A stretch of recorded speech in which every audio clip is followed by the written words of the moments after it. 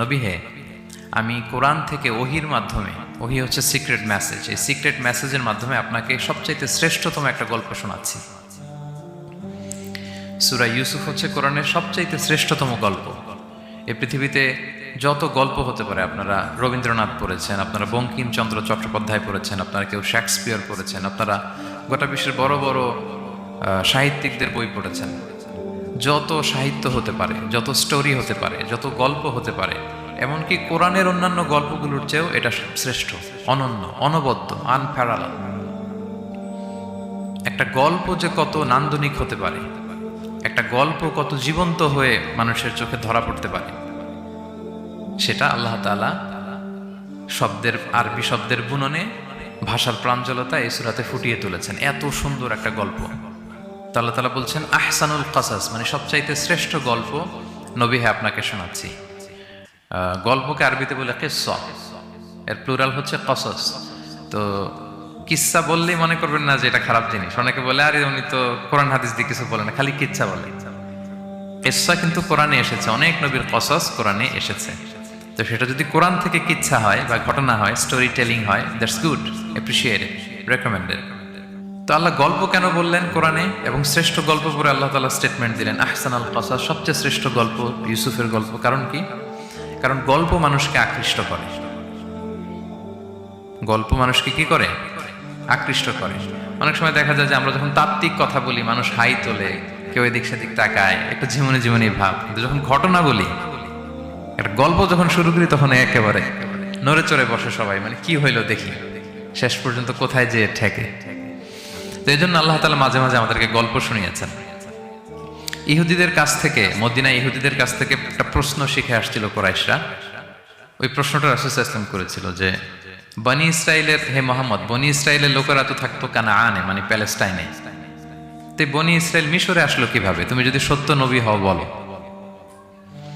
আবার কেউ কেউ বলেছিল যে ইউসুফ আলাইহিস সালাম, ইয়াকুব আলাইহিস সালাম, ওনারা থাকতো প্যালেস্টাইন, ওনারা মিশরে আসলো কি করে বলো। আবার সাহাবারা মাঝে মাঝে মক্কায় বলতেন, ইয়া রাসূলুল্লাহ, শুধু জান্নাত জাহান্নামের আয়াত, আখিরাতের আয়াত, তাওহীদ শিরকের আয়াত, এগুলো আমাদেরকে বলা হয়, কোনো ঘটনা কোরআনে বলা হয় না কেন? আমাদেরকে যদি একটা ঘটনা শোনাতেন, আমরা ইন্সপায়ার্ড হতাম। এই চাহিদা, এই প্রশ্নগুলোর আলোকে আল্লাহ তাআলা অ্যান্সার হিসেবে সূরা ইউসুফকে নাজিল করেছেন। তাহলে শোনো, আহসানুল কাসাস, একটা গল্প কত মাধুর্যময় হতে পারে শোনো। এবং এর মধ্য দিয়ে আল্লাহ তাআলা বলেছেন বনি ইসরাইল কিভাবে প্যালেস্টাইন থেকে ইজিপ্টে মাইগ্রেট করলেন। এভাবে অনেক নবীদের ঘটনা আল্লাহ তাআলা কোরআনে আমাদেরকে শুনিয়েছেন। আল্লাহ তাআলা বলছেন রুসুলান কদ কসাসনাহুম আলাইকা মিন ক্বাবলু ওয়া রুসুলাল লাম নাকসুসহুম আলাইক। অনেক নবীর ঘটনা হে নবী আপনাকে আমি শুনিয়েছি, আবার অনেক নবীর ঘটনা আমি শোনাইনি। তো যেগুলো আমি শুনিয়েছি এগুলো আবার আপনি আপনার উম্মতদেরকে শোনান। ফাকসুসিল কসাসা লাআল্লাহুম ইয়াতাফাক্কারুন। আপনি এই কিচ্ছাগুলো, ঘটনাগুলো আপনার উম্মতকে শোনান, যাতে করে তারা চিন্তাশীল হতে পারে। তাহলে এটা হচ্ছে ইন্ট্রোডাক্টরি ডিসকাশন, প্রাথমিক কথা, যে গল্প মানুষকে আকৃষ্ট করতে পারে, এজন্য গল্প মানুষের মনে দাগ কাটে, এবং একটা গল্প কত পাওয়ারফুল হতে পারে, নান্দনিক হতে পারে, এটা এই সূরার মধ্য দিয়ে আল্লাহ তাআলা আমাদেরকে বুঝিয়েছেন। আমরা কিন্তু প্রায় মহামানবদের গল্প শোনাই, সফল মানুষদের গল্প শোনাই। মিডিয়াতে মাঝে মাঝে দেখবেন যে কিছু প্রোগ্রাম করে যে সফল মানুষদের গল্প। তো গল্পগুলো কেন বলে?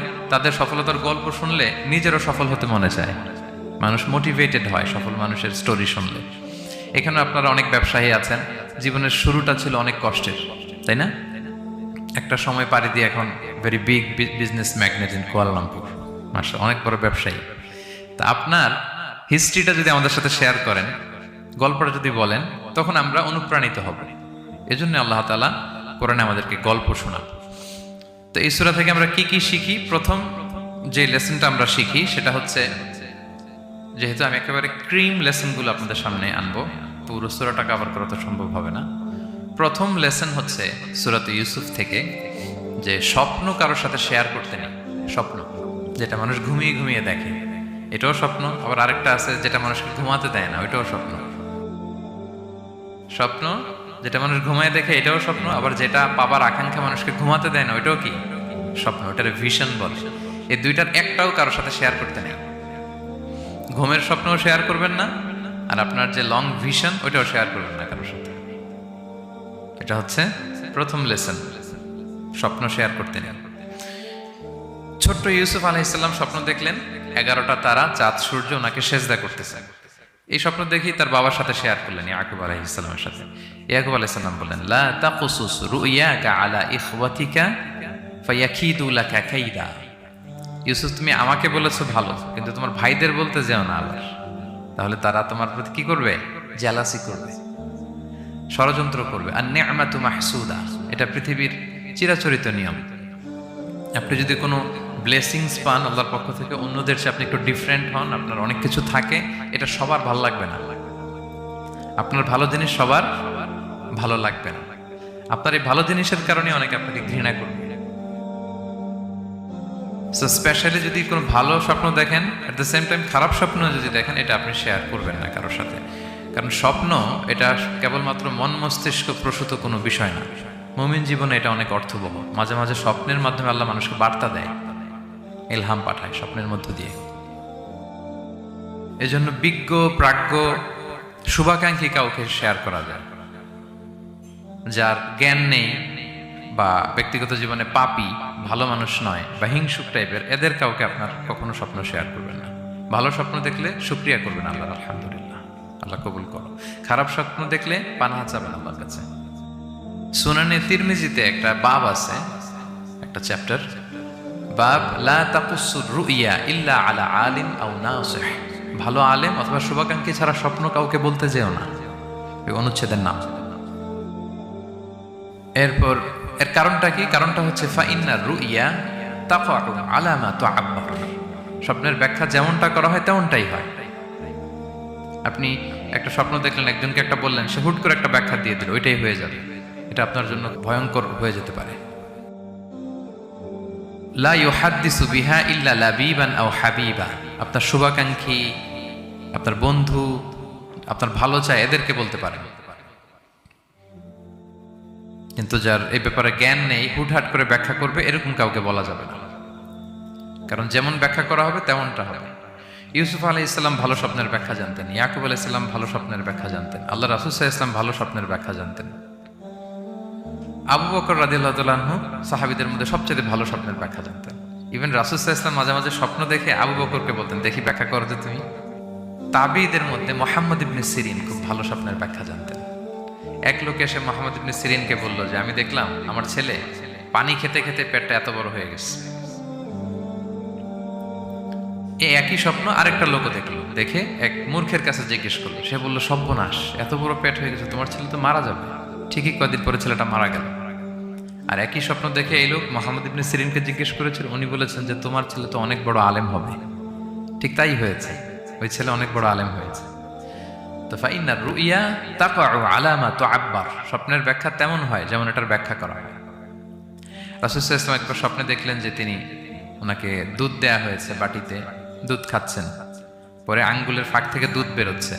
এই সামান্য একটু দুধ রাসূল সাল্লাল্লাহু আলাইহি ওয়াসাল্লাম উমরে ফারুককে দিলেন। সাহাবারা বললেন, মাযা আউয়ালতা বিহি ইয়া রাসূলুল্লাহ, এটা তাওয়িল কি? তখন বললেন, আউয়ালতু বিহি আল ইলম, এটা দিয়ে আমি জ্ঞান বুঝিয়েছি। মানে উমরে ফারুকের আল্লাহ তাআলা অনেক জ্ঞান দিবে। স্বপ্নে কেউ দুধ খাচ্ছেন, এটা আপনার জ্ঞানের প্রতীক। রাসূল সাল্লাল্লাহু আলাইহি ওয়াসাল্লাম স্বপ্নে দেখলেন লোকজন দাঁড়ানো, কারো গায়ের জামা এতটুকু, কারো এতটুকু, কারো হাঁটু পর্যন্ত, আর উমরে ফারুক জামা একেবারে টেনে হিচড়ে যাচ্ছে। তো সাহাবারা বললেন, মাযা আউয়ালতু বিহি ইয়া রাসূলুল্লাহ, এই স্বপ্নের তাওয়িল কি, ব্যাখ্যা কি? রাসূল সাল্লাল্লাহু আলাইহি ওয়াসাল্লাম বললেন, আউয়ালতু বিহি আদ-দীন আত-তাকওয়া, এটা দ্বারা আমি দিনদারি বুঝিয়েছি। মানে উমরে ফারুকের দিনদারি অনেক বেশি।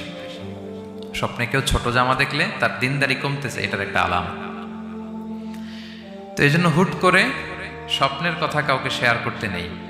রাসূল সাল্লাল্লাহু আলাইহি ওয়াসাল্লাম ফজরের সালাতের পরে মসজিদে নববীতে সালাম ফিরিয়ে সাহাবাদের দিকে মুখ ফিরিয়ে বসতেন, তাসবিহ পড়তেন, এরপর জিজ্ঞেস করতেন, হাল রাআ আহাদুম মিনকুম আল বারিহাতা রুইয়া, গত রাতে কেউ কোনো স্বপ্ন টপ্ন দেখেছে নাকি? তো তখন সাহাবারা এই স্বপ্ন বলতেন, রাসূল সাল্লাল্লাহু আলাইহি ওয়াসাল্লাম ব্যাখ্যা করতেন।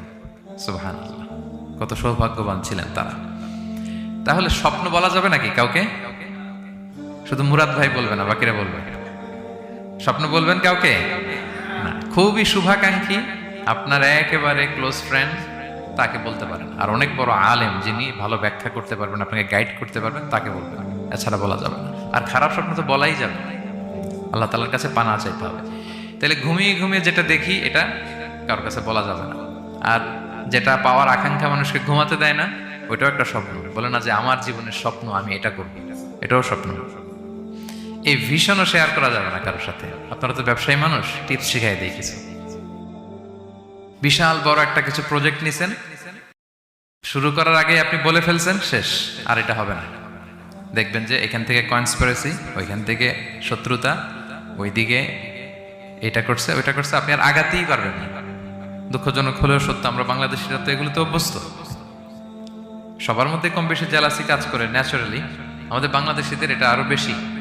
আমি আমার প্রায় আলোচনাতে বলি যে আমাদের জাতীয় খেলা হাডুডু হওয়ার কারণ হচ্ছে এই খেলার ধরনটাই এমন, একজন সামনে যেতে চায়, 10 জন পা ধরে পিছনে টানতে চায়। তো একটা গল্প শুনেছিলাম এরকম, যে এক লোক জাহান্নাম ভিজিট করতে গেছে। এক এক দেশের লোকদের জন্য এক এক জাহান্নাম, প্রত্যেক জাহান্নামের উপর একজন রক্ষী ফেরেশতা। তো দেখতেছে একটা জাহান্নামের আশেপাশে কোনো রক্ষী ফেরেশতা নেই। তো বললো যে সব জাহান্নামের উপরে রক্ষী ফেরেশতা যাতে বেরোতে না পারে কেউ, এই জাহান্নামের কোনো রক্ষী ফেরেশতা নাই কেন? এটা কোন দেশের? বলতেছে এটা বাংলাদেশের জাহান্নাম। কেউ যদি কোনো রকম বেরোইতে যায়, বাকিরা টেনে আবার ঢুকায় ফেলবে, বেরোয়া যাবে না এখান থেকে। তো এটা নাকি বাংলাদেশের জাহান্নাম। এটা জাস্ট একটা মজার ছলে গল্প করলাম আর কি। তা আপনি আপনার ভিশন শেয়ার করলে বিপদে পড়ে যাবেন।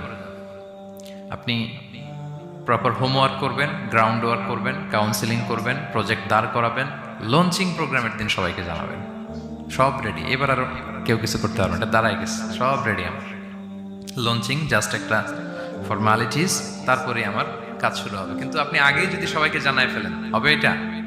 হবে না। এটা হচ্ছে 1 নম্বর লেসন, স্বপ্ন শেয়ার করতে নেই। এই লেসনটাকে ক্লিয়ার প্রিয় ভাই এবং বোনেরা? আচ্ছা, মুভিং অন, 2 নম্বরে চলে যাই। সূরা ইউসুফের 2 নম্বর লেসন হচ্ছে চরিত্র হচ্ছে মানব জীবনের সবচেয়ে দামি সম্পদ, আপনার ক্যারেক্টার। আমরা ছোটবেলায় পড়েছি না যে when money is lost nothing is lost, health is lost something is lost, character is lost, সব শেষ। এটা অনেক দামি সম্পদ। সো এই মোরাল স্ট্যান্ডার্ড বা আপনার এথিক্স, এটাতে কোনো কম্প্রোমাইজ করা যাবে না। চরিত্র শেষ তো সব শেষ। বিশেষ করে যুবক ভাইয়েরা, আপনারা অনেক যুবক আছেন এখানে দেখতে পাচ্ছি। এই চারিত্রিক উন্নত চরিত্র, এটা আল্লাহ তাআলার কাছে অত্যন্ত প্রিয়। এবং যারা চরিত্র হেফাজত করতে চায়, যে যুবক, আল্লাহ তাআলা তাদেরকে সাহায্য করা নিজের জন্য অবধারিত করেছেন, তাকে হেল্প করা, যে নিজের চরিত্র বাঁচাতে চায়।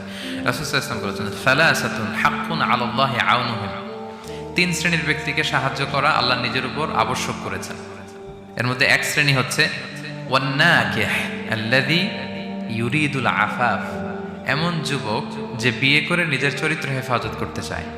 সেম গোস টু ফিমেল, নারীদের ক্ষেত্রেও একই কথা। প্রত্যেকের ক্ষেত্রে, যুবক যুবতী প্রত্যেকের জন্যই তার চরিত্রটা তার জীবনের সবচাইতে দামি সম্পদ। এবং এটা হেফাজতের একমাত্র মাধ্যম হচ্ছে বিয়ে। বিয়ে হচ্ছে আমাদের চরিত্র হেফাজতের রক্ষা কবচ।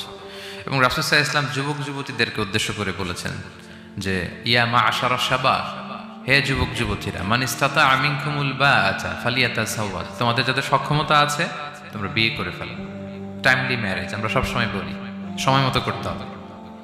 ফাইন্নাহু আগাদ্দু লিল বাসার, বিয়ে করলে দৃষ্টি সংযত হয়। ওয়া আহসানু লিল ফারাজ, প্রাইভেটস এটা হেফাজতে থাকে, লজ্জাস্থান। ওমান লাম ইয়াস্তাতি', যদি কারো সক্ষমতা না থাকে, ফাআলাইহি বিস-সাওম, সে যেন রোজা পালন করে। ফাইন্নাহু লাহু বিজা, এটা তার জন্য ঢাল স্বরূপ। তাহলে অন টাইমে ম্যারেজের কথা রাসূল সাল্লাল্লাহু আলাইহি ওয়াসাল্লাম আমাদেরকে বলেছেন। এবং এই যৌবন এটা কিন্তু একটা হিউজ এনার্জি। ইয়স, আপনাদের নামও তো দিয়েছেন কি Bangladeshi young business community Malaysia presents. তো আপনারা হচ্ছেন সবাই এখানে যুবক, তাগড়া যুবক। এই যৌবন 5টা প্রশ্নের উত্তর না দিয়ে কিয়ামতের ময়দানে মানুষ পা নাড়াতে পারবে না। এর মধ্যে একটা প্রশ্ন হচ্ছে, তোমার জীবনের যে মাহেন্দ্রক্ষণ যৌবন, এটা তুমি কিভাবে কাজে লাগিয়েছো? তোমার ইয়ুথ, এটার ব্যাপারে আপনি জিজ্ঞাসিত হবেন। সো এই যৌবনটা এটা আমাদের কাছে আমানত। এজন্য রাসূল সাল্লাল্লাহু আলাইহি ওয়াসাল্লাম অসংলগ্ন দৃষ্টিপাত করতে আমাদেরকে নিষেধ করেছেন, দৃষ্টি যাতে আমরা হেফাজত করি। এবং তিনি বলেছেন 2টা অঙ্গের গ্যারান্টি যদি আমাকে কেউ দেয় যে এই 2 অঙ্গের পাপ কেউ করবে না, আমি নবী তাকে জান্নাতের গ্যারান্টি দিই। মাইয়াদমান লি মা বাইনা লিহিয়াইহি ওয়া মা বাইনা রিজলাইহি আদমান লাহুল জান্নাহ। 2 অঙ্গ কোনটা? 2 চোয়ালের মাঝখানে যেটা থাকে, মানে জিহ্বা। আর হচ্ছে দুই পায়ের মাঝখানে যেটা থাকে মানুষের প্রাইভেট, এই দুই অর্গান, দুই অঙ্গের পাপ যদি কেউ করবে না বলে আমি নবীকে গ্যারান্টি দেয়, আমি নবী তাকে জান্নাতের গ্যারান্টি দেয়। এই দুই অঙ্গ দিয়ে বেশি পাপ হয় মানুষের, খেয়াল করে দেখবেন বেশি পাপ হয়। তো এই জন্য ইসলাম বিবাহ বহির্ভূত সকল সম্পর্ককে হারাম করেছে, বিয়েকে হালাল করেছে। বিয়ের মধ্যে প্রশান্তি আছে, প্রাপ্তি আছে, দায়িত্বশীলতা আছে। অনেকে বলে যে আমি লিভ টুগেদার করবো, এখানে ইসলামের এত সমস্যা কেন? আমি আমার সূরা নূরের একটা লাইভ সিরিজ করতেছি, ওখানে বিস্তারিত বলেছি যে এখানে অনেক সমস্যা আছে। আপনি এই বাংলাদেশের পার্সপেক্টিভে যদি বলি, ঢাকা মেডিকেলের ডাস্টবিনে প্রায় নবজাতক বাচ্চা পাওয়া যায়, পত্রিকায় আসে, হয় জীবিত নয় মৃত। তো ওই যে বাচ্চাটা যে আপনি প্রাণ নষ্ট করলেন, এই অধিকার কি আমার আছে? নাই।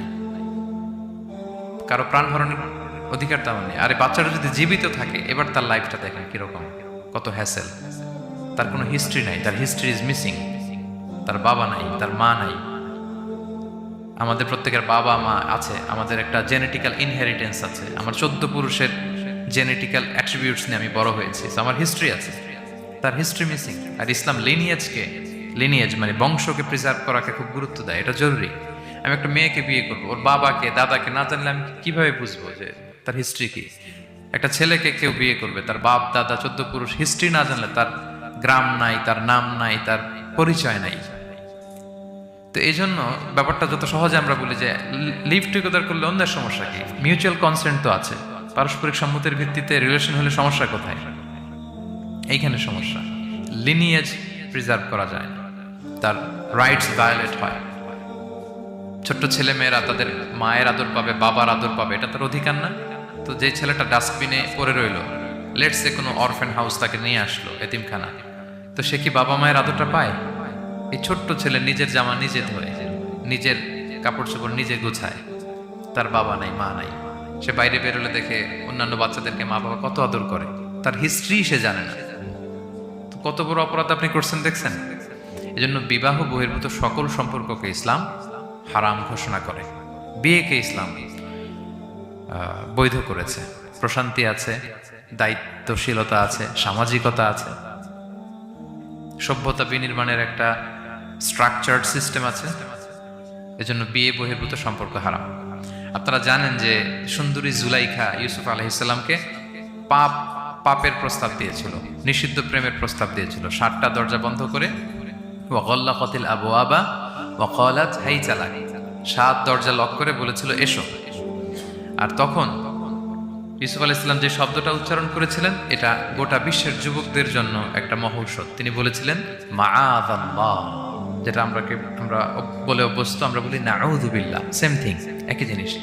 আল্লাহ আমি তোমার কাছে পানাহ চাই। এরকম ইনবক্সে যদি প্রস্তাব আসে, এরকম মেসেজ যদি আসে, পাপের কোনো হাতছানি যদি আসে, আমরা সাথে সাথে কি বলবো? মাআযাল্লাহ। কি বলবো? মাআযাল্লাহ, আল্লাহ এই পাপ থেকে আমি বাঁচতে চাই, আল্লাহ আমি পানাহ চাই। এবং পরে ইউসুফ আলাইহিস সালামকে সে বলেছিল তুমি যদি মেনে না নাও তোমাকে জেলে বন্দী করা হবে, জেলেই পাঠানো হবে। তিনি বলেছিলেন ক্বালা রাব্বিস সিজনু আহাব্বু ইলাইয়া মিম্মা ইয়াদউনানি ইলাই, আল্লাহ যে পাপের দিকে তারা আমায় ডাকে তার চেয়ে জেলখানা আমার জন্য ভালো। তিনি কারাবরণ করেছিলেন, চরিত্র হেফাজতের জন্য কারাবরণ করেছিলেন। তো এই যে বিশুদ্ধ চিত্ত, এই যে চারিত্রিক দৃঢ়তার আর্কিটাইপ, এই ইউসুফ আলাইহিস সালামের এই গল্প গোটা বিশ্বের সকল নওজওয়ানদের জন্য এটা প্রেরণার বাতিক হবে। এটা আমাদের জন্য লেসন, ইজ আওয়ার আইকন। তো 2 নম্বর পয়েন্টটা ছিল চরিত্র আমাদের জীবনের সবচেয়ে দামি সম্পদ। প্রিয় ভাই এবং বোনেরা, আমরা সব ছাড়লেও আমাদের চরিত্র যেন আমরা নষ্ট না করি। এই পয়েন্টটা ক্লিয়ার সবার কাছে? আচ্ছা, মুভিং অন। 3 নম্বর পয়েন্টস হচ্ছে যারা জীবনে সফল হয়, সফল লোকেরা তারা কখনো কোনো অজুহাত দেয় না বা অজুহাত খোঁজে না। সফল লোকেরা দেখবেন যে এক্সকিউজ দেয় না। এক্সকিউজ আমাদের, এইটা নাই, এটা হয় নাই, ওইটা হয় নাই, আমার ক্যাপিটাল নাই এজন্য ব্যবসা করতে পারি না, আমার মামা খালু নাই এজন্য চাকরি হয় না, দেশে এই সমস্যা এজন্য আমি দাঁড়াতে পারি না। এগুলো কাদের কথা বলেন তো? ব্যর্থদের কথা। যারা সাকসেসফুল ইন দেয়ার ক্যারিয়ার, জীবনে যারা সফল, এরা কখনো কি দেয় না? এক্সকিউজ দেয় না, অজুহাত দেয় না। They create their own path, they create their own space. তারা তাদের নিজেদের রাস্তা গড়ে নেয়। রাস্তা আপনাকে কেউ করে দিয়ে যাবে না, আপনার রাস্তাটা আপনাকে করতে হবে। তো এই যে অজুহাত দেয় না, সামনে শুধু আগায়, ইউসুফ আলাইহিসসালাম এক্ষেত্রে আমাদের জন্য আদর্শ। আপনি একটু খেয়াল করে দেখেন, এই যে আমাদের মধ্যে এত হতাশা, এটা নাই ওইটা নাই, এত হতাশা, হতাশ হওয়ার মতো কি ছিল না ইউসুফ আলাইহিসসালামের জীবনে? বলেন, হতাশাগ্রস্ত হওয়ার মতো কি ছিল না? ওনার জীবনে সব ছিল। হতাশ হওয়ার জন্য, হাল ছেড়ে দেওয়ার জন্য যা যা দরকার সব ছিল। ছোটবেলায় ভাইদের ষড়যন্ত্র, ওনাকে পিটিয়ে মেরে আহত করে কুয়ার মধ্যে ফেলে দেওয়া হয়েছে, অন্ধকার কুয়া, ছোট্ট বাচ্চা।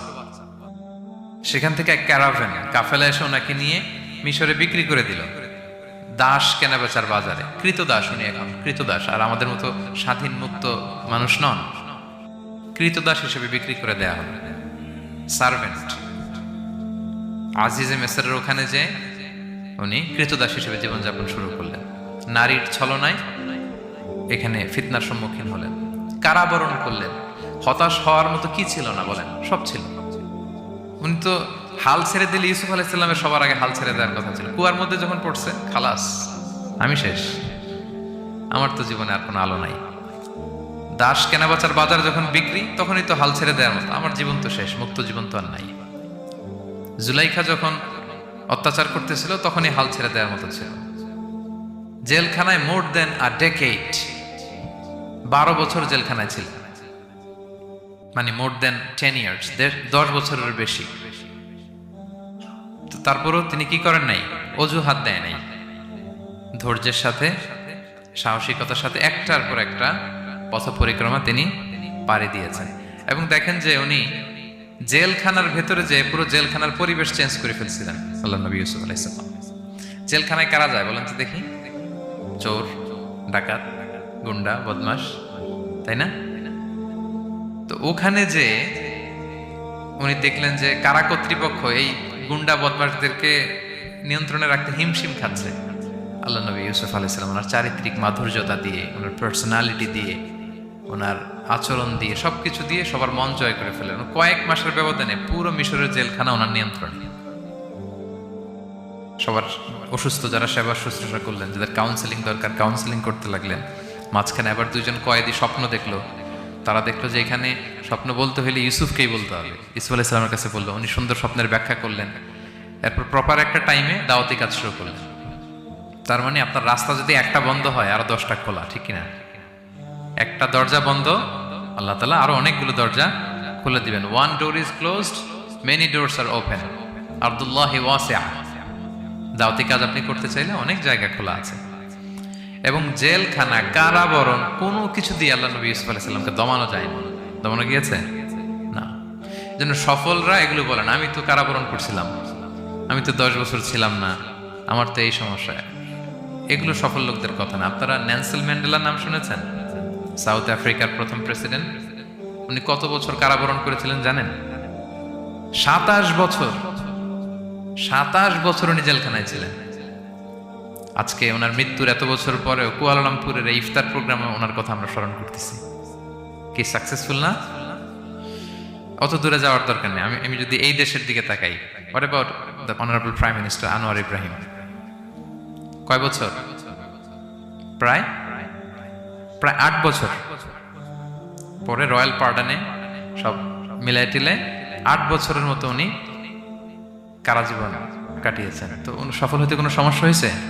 নাও he is the prime minister of Malaysia. সুবহানাল্লাহ। মিশরে যখন আমরা ছিলাম, আমরা দেখেছি যে অনেক ইসলামিক মুভমেন্টের বড় বড় নেতৃবৃন্দ, কেউ 15 বছর, কেউ 20 বছর জেলখানায়, দমাতে পারেনি তাদেরকে। সো সফলদেরকে দমানো যায় না, এবং তারা এক্সকিউজ দেয় না, অজুহাত দেয় না, এটার কারণে পারি না, ওইটার কারণে পারি নাই। তারা নিজের রাস্তা নিজে তৈরি করে। এই লেসনটা আমরা পেলাম। 4 নাম্বার হচ্ছে, বিলিভার্স আর অলওয়েজ অপটিমিস্টিক। বিশ্বাসীরা সবসময় আশাবাদী হয়, অলওয়েজ অপটিমিস্টিক, হাল ছেড়ে দেয় না। মুমিন কখনো হতাশ হয় না, মুমিন কখনো হাল ছেড়ে দেয় না। মুমিন ভরসা রাখে একজনের উপর, তিনি কে?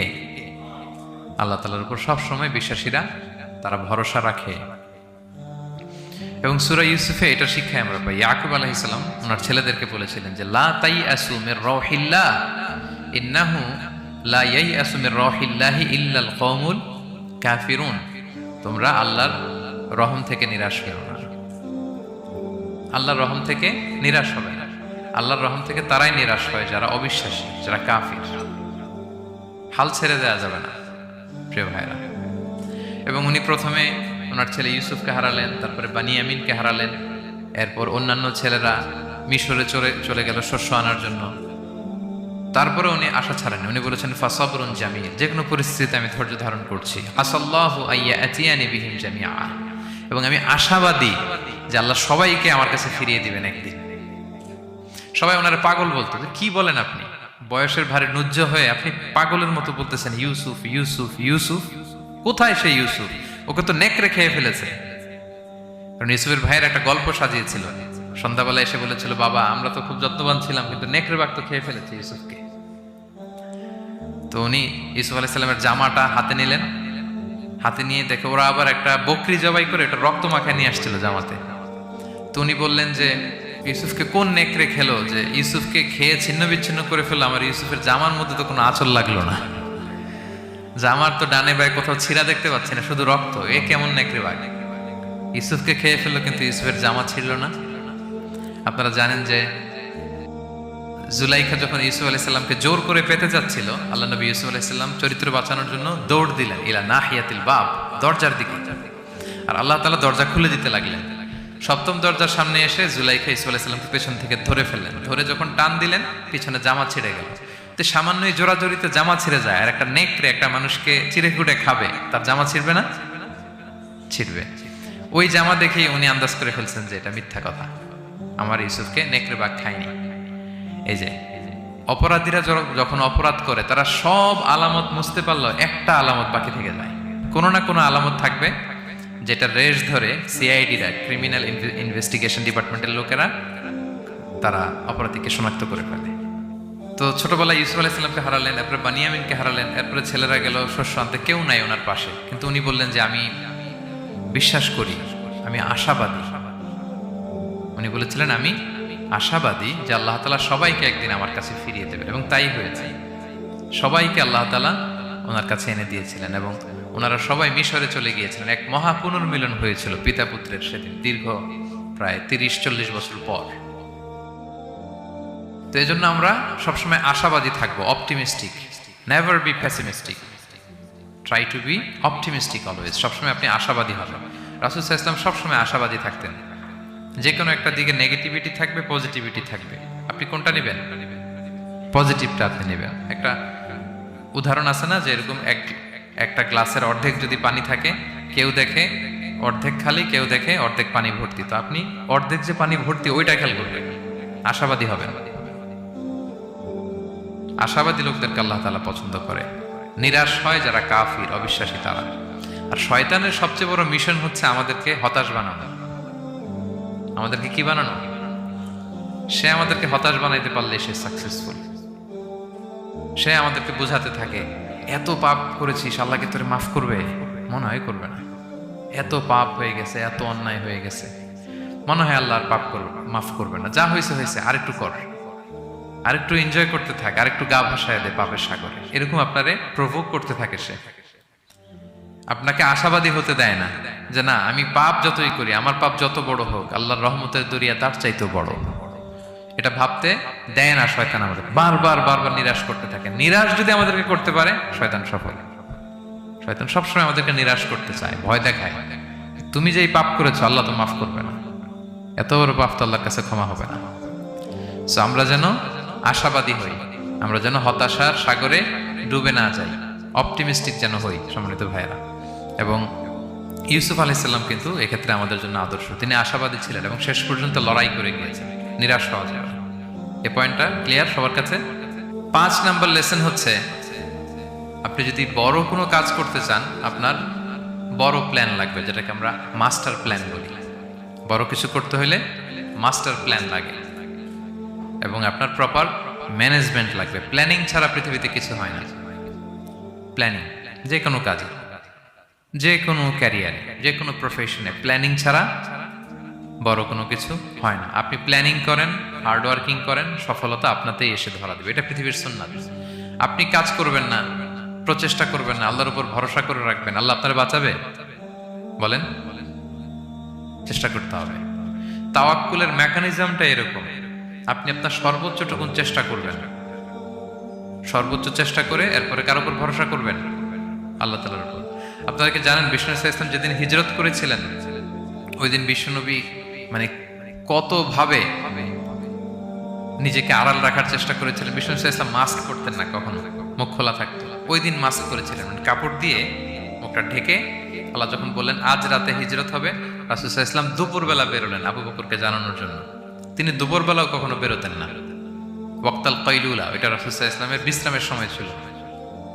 বা'দা যাহিরা, জোহরের পরে বিশ্রাম নিতেন। প্রচন্ড গরম, আরব দেশের লোকেরা বেরোতো না তখন, রাসূল সাল্লাল্লাহু আলাইহি ওয়াসাল্লাম বেরোতেন না। ওই দিন তিনি ওই টাইমে বেরোলেন যাতে কেউ না দেখে, নাম্বার 1। নাম্বার 2, উনি সবসময় খোলা মুখে বেরোন, ওই দিন তিনি মুখ ঢেকে বেরোলেন যাতে দূর থেকে কেউ দেখলেও একটা গ্ল্যান্সে টের না পায় এটা মুহাম্মদ। আচ্ছা, নাম্বার 3, আবু বকর রাদিয়াল্লাহু তাআলার কাছে যেয়ে বলেন, আবু বকর যারা ঘরে আছে একটু বের করো, খুব কনফিডেন্সিয়াল একটা কথা। আবু বকর বললেন, ইয়া রাসূলুল্লাহ, এটা তো আপনার পরিবার, মানে বিয়ে হয়ে গেছে অলরেডি আয়েশা রাদিয়াল্লাহু তাআলার সাথে, এখনো সংসার হয়নি, তো আপনার পরিবার, তারপর আসমা, এরা। বলছে আচ্ছা তাহলে ঠিক আছে। আবু বকর বললেন, ইয়া রাসূলুল্লাহ বলেন। আল্লাহ রাসূল বললেন, আল্লাইলা, সংক্ষেপে, মেসেজ কিন্তু সংক্ষেপে দিতে হয়। বললেন আল্লাইলা, আজ রাতে। তখন বললেন যে রাসূলুল্লাহ আমি কি সাথে থাকবো? হ্যাঁ সাথে থাকবে। তো আগে ইঙ্গিত পেয়ে অনেক আগেই একটা উটকে আবু বকর রাদিয়াল্লাহু তাআলা আনহু ঘাস খাওয়াচ্ছিলেন, পানি খাওয়াচ্ছিলেন, নাদুস নুদুস করছিলেন। তো ওই রাতেই বের হয়ে গেলেন। এবার আবু বকর রাদিয়াল্লাহু তাআলা আনহু কতটুকু প্ল্যান করলেন দেখেন। উনি ওনার ছেলে আব্দুল্লাহকে বললেন, তুমি মক্কার বাজারে আমরা যে মিসিং, আমরা যে নাই, আজকে রাতে তো আমাদেরকে হত্যা করতে আসবে, কে কি বলতেছে এসে ওই গারে সাউরে তুমি এসে বলে যাবা। এটা হচ্ছে আবু বকর রাদিয়াল্লাহু আনহুর প্ল্যানিং। এই যে প্ল্যানিং যে কত দরকার, বড় কাজের জন্য যে প্ল্যানিং লাগে। রাসূল সাল্লাল্লাহু আলাইহি ওয়াসাল্লাম প্ল্যান করছে কিভাবে? দুপুরে বেরোইছেন, মুখ ঢেকে বেরোইছেন, সবার সামনে বলতে চাচ্ছেন না, শর্ট ওয়ার্ড দিয়ে বলে ফেলতেছেন।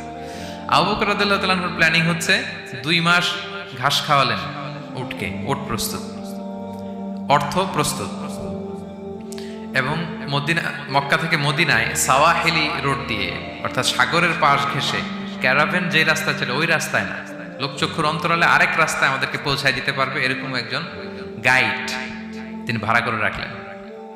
ছোট্ট ছেলে আব্দুল্লাহকে বলেন, আব্দুল্লাহ আমরা যখন গারে সাউরে 3 দিন থাকবো, তুমি সকালবেলা মদিনার মক্কার বাজারে ঘুরবা, কে কি বলে আমাদের ব্যাপারে, আবু বকর মুহাম্মদ নিয়ে কে কি বলে এসে আমাদেরকে শোনাবা। তো ছোট্ট ছেলে আব্দুল্লাহ যখন এই তথ্য দিয়ে যাবে, আব্দুল্লাহর ফুটপ্রিন্ট থাকবে না, বের হয়ে মরুভূমি দিয়ে হেঁটে গারে সাউর, আবার হেঁটে, তো এই ফুটপ্রিন্ট কেউ ফলো করলে তো সোজা আল্লাহ রাসূল এবং আবু বকরের কাছে পৌঁছে যাবে। উনি প্ল্যান বিও করে রাখলেন যে আব্দুল্লাহ যখন আমাদেরকে ইনফরমেশন পৌঁছে চলে আসবে, তিনি আরেকজনকে ঠিক করে রাখলেন যে তুমি আমার ছাগলগুলো ওই রাস্তায় একটু চড়াবা, তখন ছাগলের ফুটপ্রিন্ট থাকবে। ছোট্ট আব্দুল্লাহর পায়ের যে ছাপ, ফুটপ্রিন্ট ওইটা আর থাকবে না। সুবহানাল্লাহ বিহামদি, কি প্ল্যান! ঠিকই আব্দুল্লাহ যেত, ফুটপ্রিন্ট পড়তো, এরপর তার রাখাল এসে ছাগল চড়াতো ওখানে, ফলে এখন শুধু ছাগল হাঁটার দাগ, ছোট্ট বাচ্চার আর দাগ নেই। এভাবে ওনারা হিজরত করেছেন, এরপরে তাওয়াক্কুল করেছেন আল্লাহর উপর। আর আমরা বলি যা করে আল্লাহ, আল্লাহর উপর তাওয়াক্কুল করলাম, এরকম বলি না?